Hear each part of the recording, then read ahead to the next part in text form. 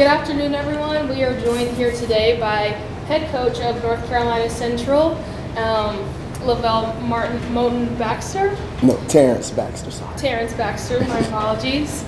He will start with an opening statement, and then we will open up the floor for questions. I wish I was Lavelle. Had his money, but no, just want to say thank you for having us, letting us come down. Really enjoyed Knoxville, and tough game. But what I'm going to say is I'm glad we are through the gauntlet. This was our last one.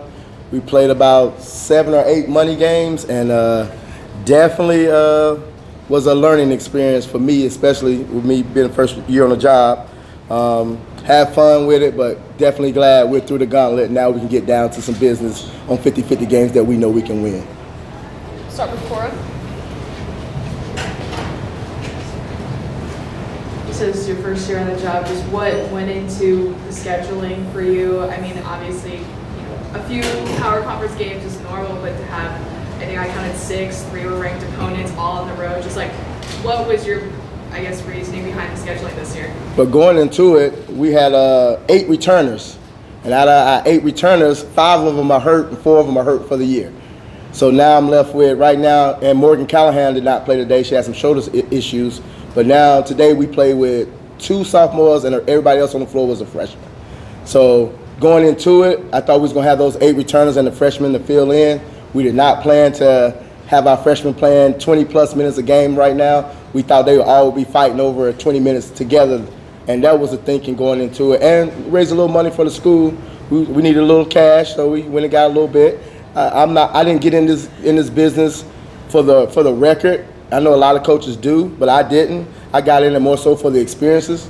And my kids have played everywhere this year, big gyms everywhere. And in our league, in the MEAC, you can go 30-1, and if you don't win the conference tournament, you're not going to the big dance. So I can't get caught up on trying to be 20 and whatever when I know that 20 and whatever doesn't get me to the tournament. I have to win the conference tournament to get in.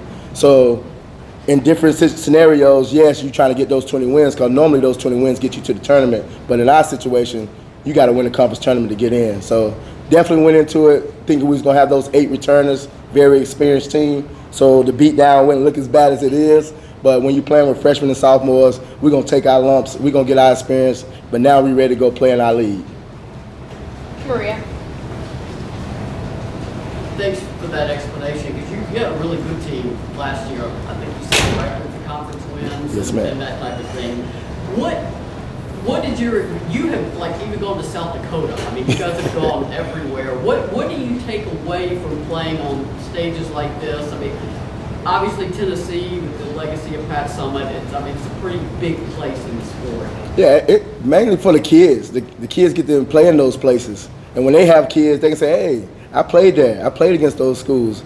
Rather than play teams at mediocre teams, I don't want to do that for my kids. And they go low-level D1 for 4 years and never play in a big gym. I feel like I cheated them as a coach.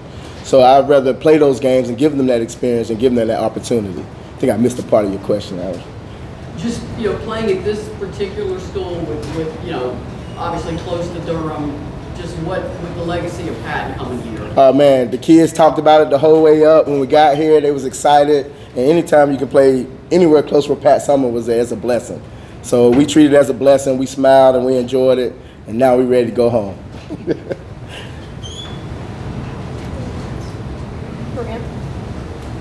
The Tennessee players are already saying, we gave up too many points. At times you found some success against them. What was going right when it did? When we listened on how to break the press. And we talked about it beforehand. We knew they was going to press us full court. Everybody's been pressing us full court ever since we played Florida State. And we got a couple guards that's down. So that point guard spot is iffy for us right now.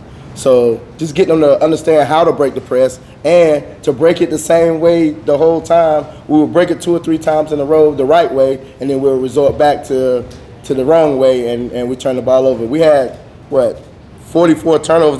They scored 73 points off our 44 turnovers, and we're turning the ball over right in front of their basket. And that's been an issue for us playing the Power 5 schools, turning that ball over right in front of the basket that leads right to easy points.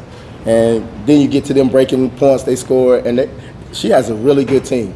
But if we take care of the ball a little better, the score don't get to where it's at. Okay, thank you guys so much. Thank you. Thank you. Go Eagles.